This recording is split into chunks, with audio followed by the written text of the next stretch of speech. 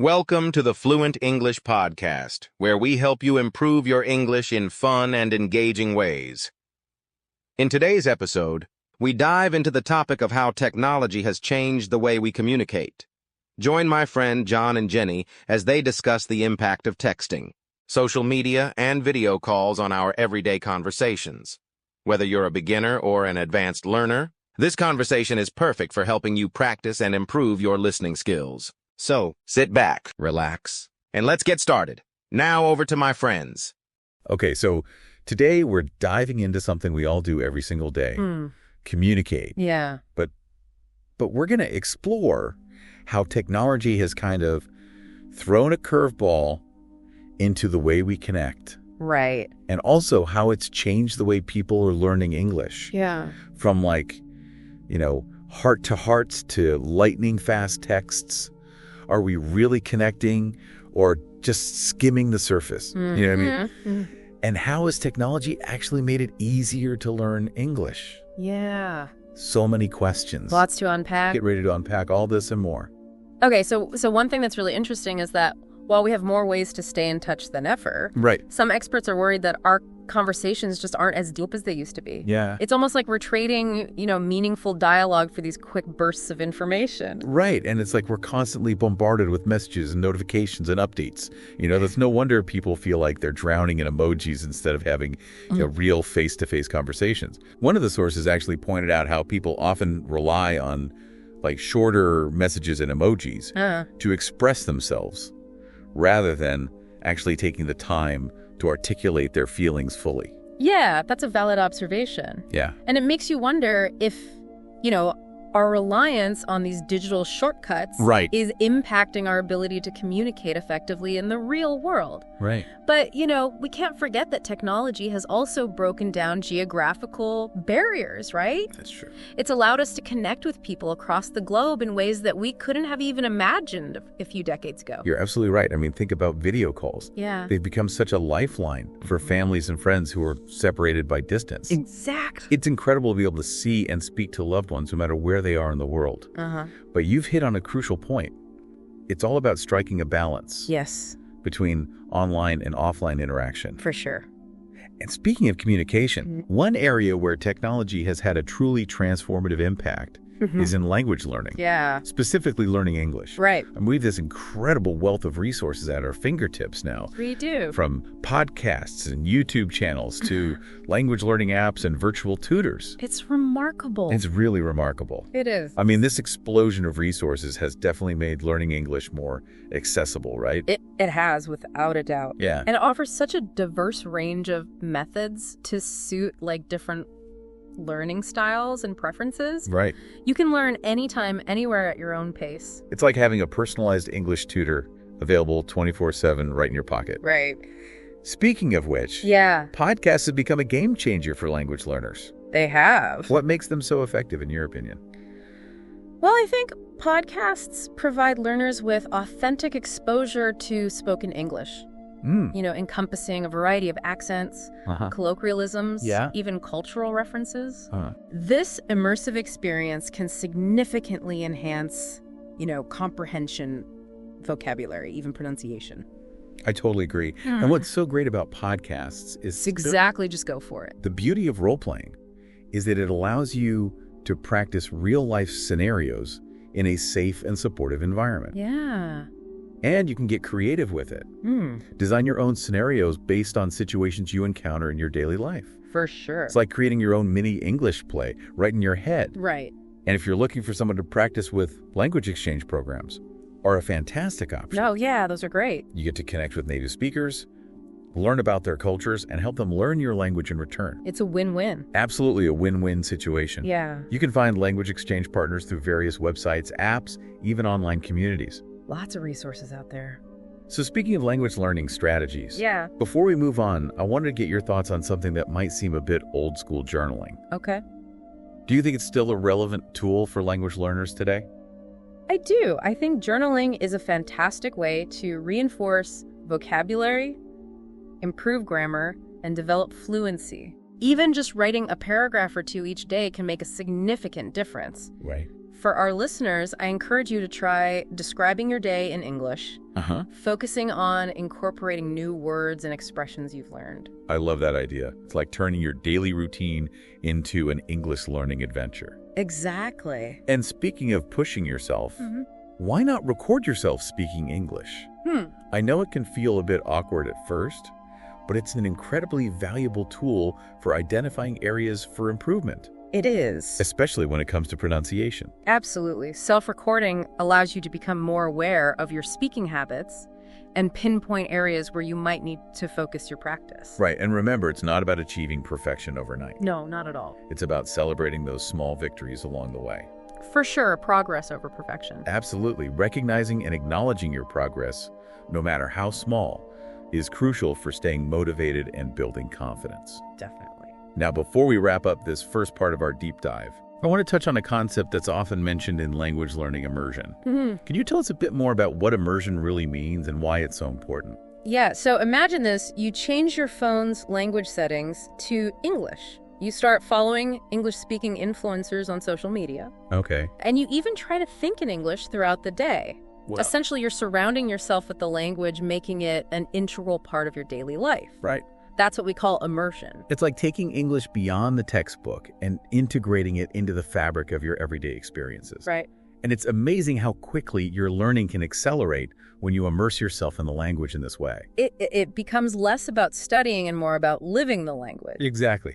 But remember, learning a new language should be fun too. Of course it should. Don't forget to incorporate activities you enjoy into your learning journey, like playing word games, watching movies, listening to music, or even singing along to your favorite English songs. Absolutely. The more enjoyable the process, the more motivated and engaged you'll be, leading to greater success in the long run. Well, we've covered a lot of ground in this first part of our deep dive, from the impact of technology on communication to some fantastic tips for boosting your English skills. Yeah, we have. But there's much more to explore. There is. Stay tuned for part 2, where we'll delve even deeper into the fascinating world of language learning in the digital age and explore some thought-provoking questions about the future of communication. Sounds good. Welcome back to our deep dive. So, before we move on, I want to go back to the idea of immersion that we touched on at the end of the last part. I think it's such a powerful concept, when it comes to mastering any language, but especially English in today's world. Right, it's like a full-on commitment. It is. So how about this? What if we dared ourselves to think in English for a whole day? Wow. No translating in our heads, just pure, unadulterated English thought. That's a great idea. I love that. Right? It's like a mental workout for your language skills. It is. You'd be surprised how much it can accelerate fluency and help you internalize grammar structures naturally. My brain is already feeling the burn. But let's be realistic, for those of us who aren't quite ready for a full 24 hours. Right. Even dedicating an hour or two each day to thinking in English can make a huge difference. Absolutely. It's all about finding what works for you. Right. And gradually increasing your immersion time. The key is consistency. The consistency. Small, consistent efforts can lead to significant results over time. Now, shifting gears a bit, something I've been thinking about is how technology has impacted the way we express emotions. We have emojis for practically every feeling under the sun. We do. It's like a whole new language of emotions. It's true. Emojis have become a universal language in many ways, allowing us to convey emotions quickly and across cultural barriers. But this brings up an interesting question. Okay. Are emojis replacing genuine emotional expression, or are they simply adding another layer to it? That's a great point. I sometimes wonder if relying too heavily on emojis might make us less articulate in expressing our emotions verbally. It's like we're getting used to this shorthand of emotions and forgetting how to use words to convey the nuances of what we're feeling. Yeah, I think that's a valid concern. While emojis can certainly enhance digital communication and add emotional color to our messages, it's important to make sure they don't become a substitute for developing our emotional vocabulary and expressing ourselves with clarity and depth. Balance, as always, is essential. Always. Speaking of balance, let's talk about something that's been a hot topic lately: the impact of social media on our communication skills. Okay. It seems like everyone has an opinion on this one. Social media. It's a double-edged sword, isn't it? It is. On the one hand, it connects us to people all over the world, it allows us to share ideas and experiences, and keeps us informed about current events. But on the other hand, it can also contribute to a culture of superficiality, create echo chambers where we're only exposed to information that confirms our existing beliefs. Yeah. And even lead to feelings of isolation and comparison. I couldn't agree more. It's so easy to get caught up in the curated perfection of social media and forget that real life is messy, nuanced, and full of imperfections. Yeah, exactly. And it's vital to remember that online interactions should complement, not replace, real-life face-to-face connections. Right. You can't really get a hug through a screen, can you? Precisely. Human connection thrives on those tangible interactions. Yeah. And speaking of connection, I want to circle back to language learning for a moment. Okay. One thing that's always fascinated me is the role of culture in language acquisition. You can't truly understand a language without understanding the culture it comes from, right? Absolutely. Language and culture are inextricably intertwined. They are. Learning a language isn't just about memorizing vocabulary and grammar rules. It's about immersing yourself in the customs, the traditions, the values, even the humor of the people who spit that language. It's like learning the secret code to unlock a whole new world of understanding. I love that. When you immerse yourself in a language's culture, you gain a deeper appreciation for its nuances, its idioms, and its unspoken rules. I remember when I first started learning Spanish, I was blown away by the richness of its proverbs and the passion behind its music. It opened up a whole new dimension to the language for me. Those cultural insights are what truly make language learning come alive. They do. And thankfully, technology gives us countless ways to experience different cultures without even leaving our homes. That is. We have access to movies, music, documentaries, virtual tours, and even online communities where we can connect with people from all over the world. It's like having a cultural passport right at our fingertips. It's amazing to think we can virtually travel to any corner of the globe and immerse ourselves in the language and customs of different cultures. And imagine how empowering it is to be able to communicate with locals when you actually travel to a new country. Oh, yeah. It transforms the whole experience. It does. You're no longer just a passive observer. You're an active participant, engaging with the culture on a deeper level. It's like unlocking a whole new level of travel. And even if you're not physically traveling, technology allows you to connect with people from different cultures through online communities and language exchange programs, which is just fantastic. It is. To think that you can have a conversation with someone on the other side of the world and learn about their perspective, it broadens our horizons in such a powerful way. It's like we're building bridges across cultures through the power of language. We are.